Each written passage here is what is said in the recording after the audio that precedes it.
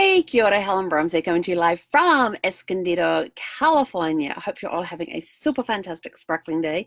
My day has been busy, exhausting, and full of a lot of fun. I'm just trying to make sure I keep the light blocked from behind me. So today we took Zephy over to meet with the dog, with a possible dog sitter for Saturday, because I have my mastermind group on Saturday in LA. And I needed to find somebody where I could drop her off around 6:15 in the morning so I can get to LA in time, and then pick her up like around 12 hours later. And so I met up with this wonderful woman who is like 10 minutes from the campground here. She has a house, and she dog sits at her house.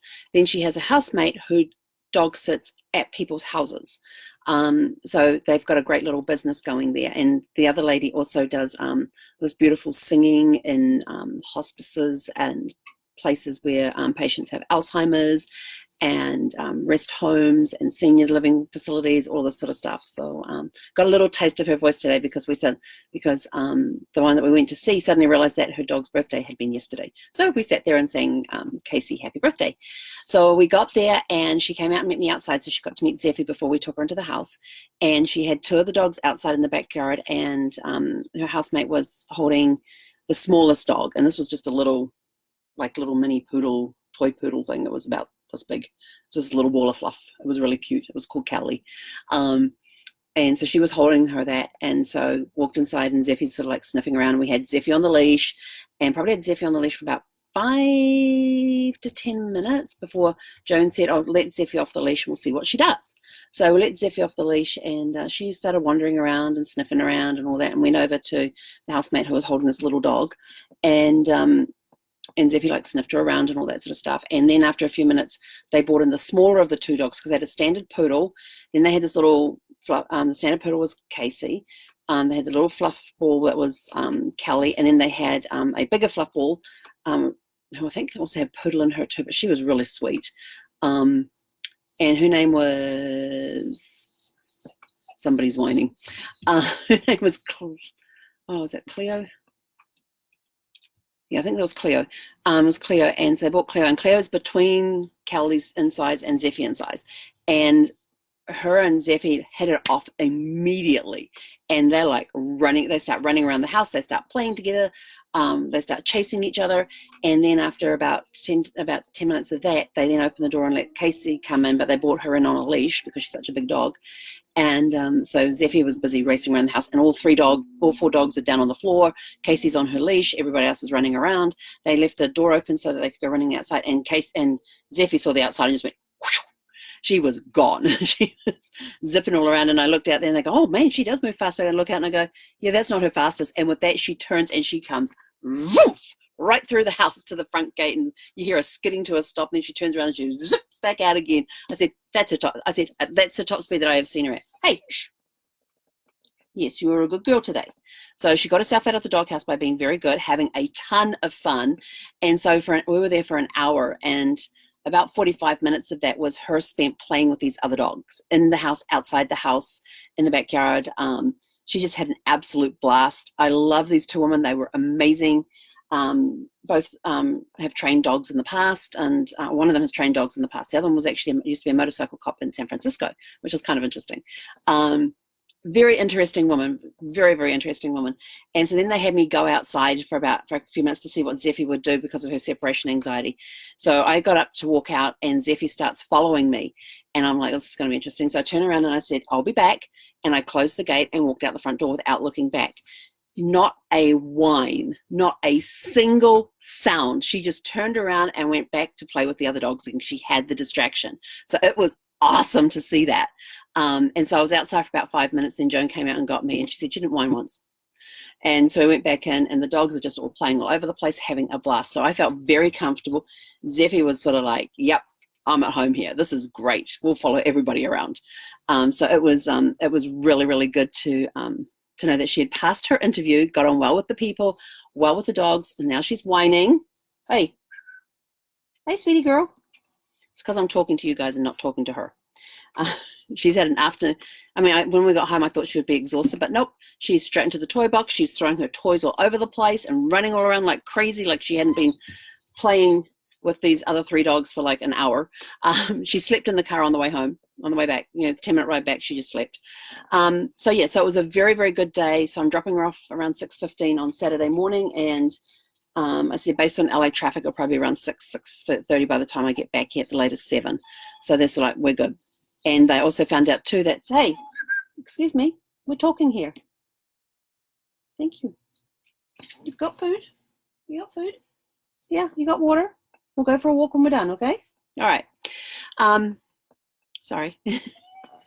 Somebody just wants some attention. Foot massages work well on her back. So very comfortable with that. And I found out they also do overnight stays as well. So if there's any need for me to go out of town for any reason where I can't take her, or like if I have to go on a cruise or anything like that, or take a trip down to New Zealand, they actually have dogs that come and stay with them for the summer. People drop their dogs off for weeks over summertime. So it's good to know that I've got a good place here in Escondido that I can take her, where I know she's going to be well looked after and well trained. And they don't believe in their organic food the entire way.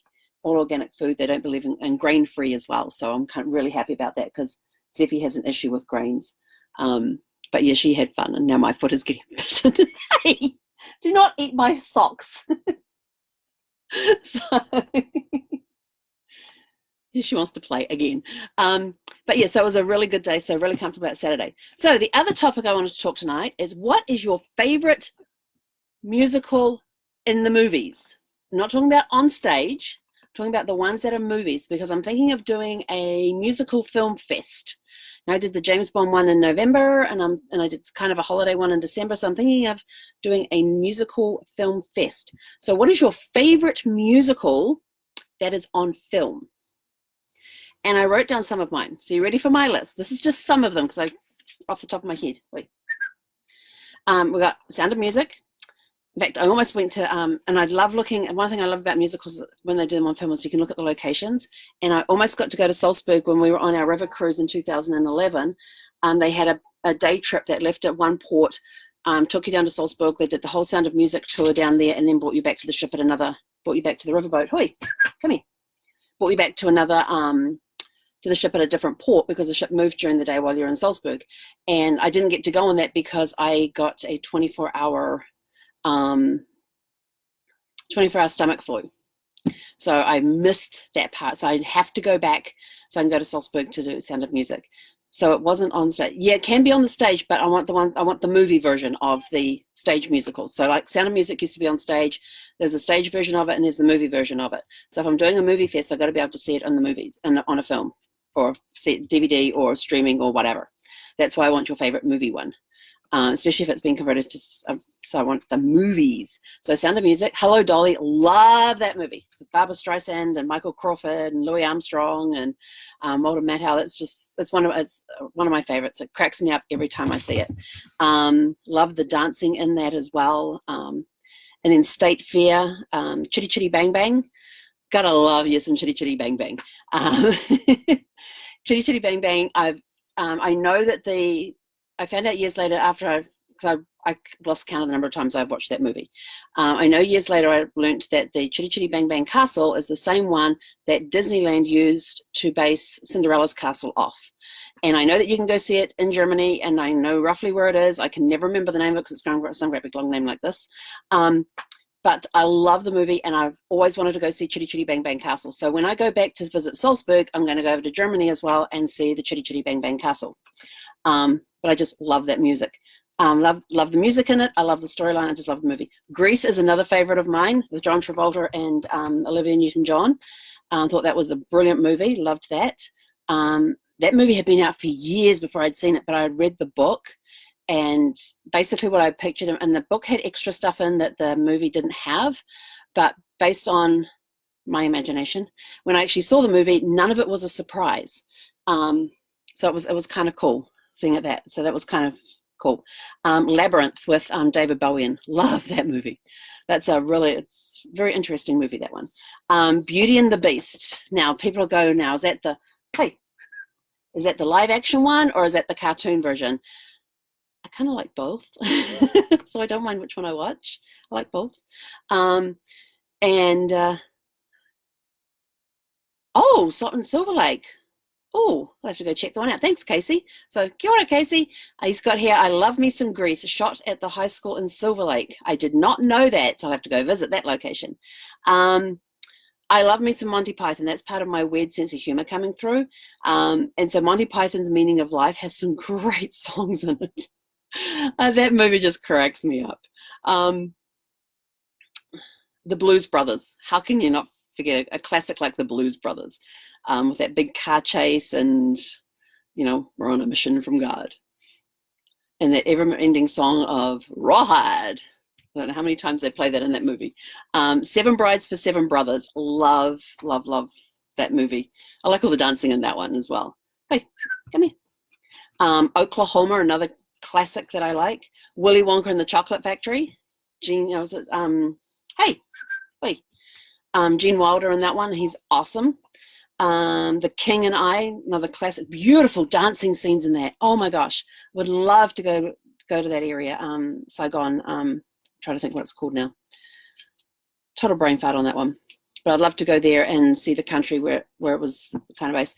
My Fair Lady. Now, I originally saw this one on stage, and so it was years later that I saw the version with Audrey Hepburn and I totally can't remember who played Higgins in that one.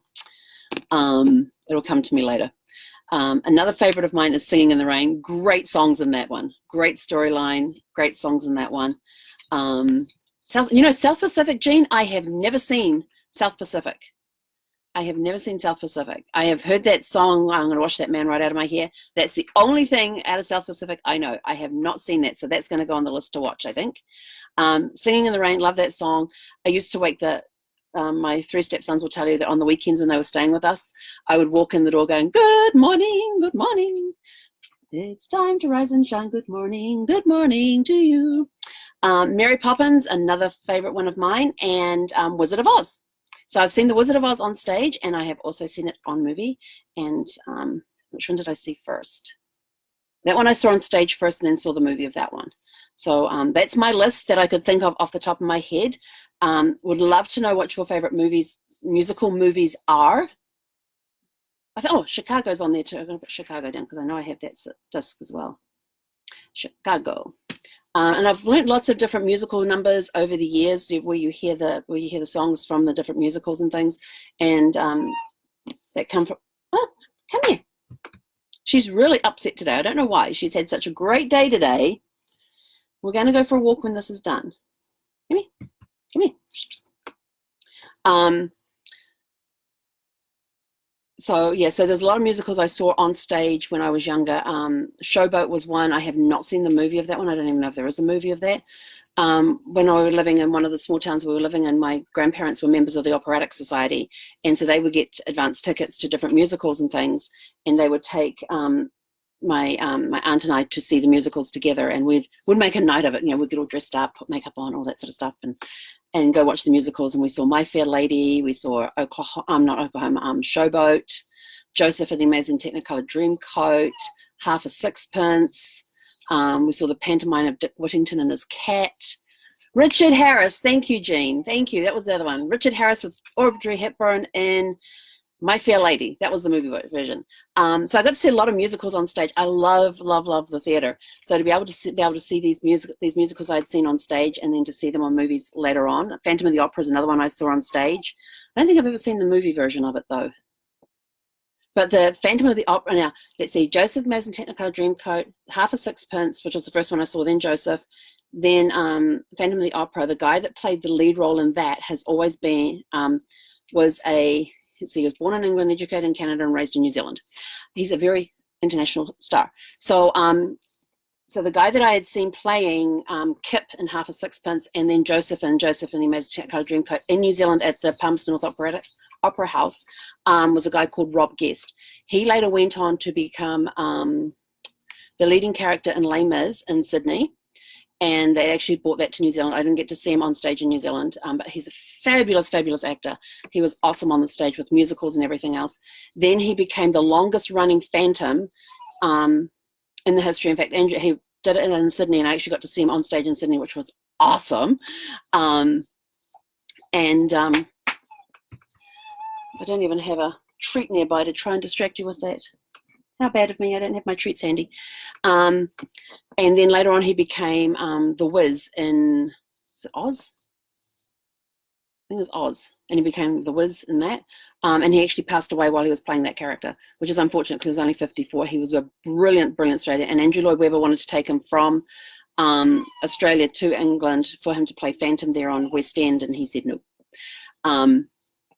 But I remember the whole weekend trip to go see that, and it was fabulous to finally see him on stage again because been like 20 years since I'd seen him on stage, and absolutely loved watching him. And they had the whole theatre from the moment you walked in the doors to the theatre was all done in the era that Phantom had taken place in, because it was part of the contract that if you wanted to have Phantom in your theatre and put it on, it was a whole production that people would feel like they were actually in the theatre with you. And at one point they said, where they shout out, lock the doors, you're hearing doors close behind you, and you're sitting there and you're thinking, oh shit, I'm stuck in here with this guy.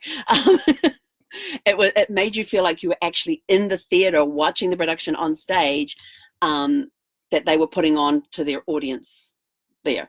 It was kind of scary in places, especially when they shut the doors and you think, oh crap, I'm locked in here with this guy.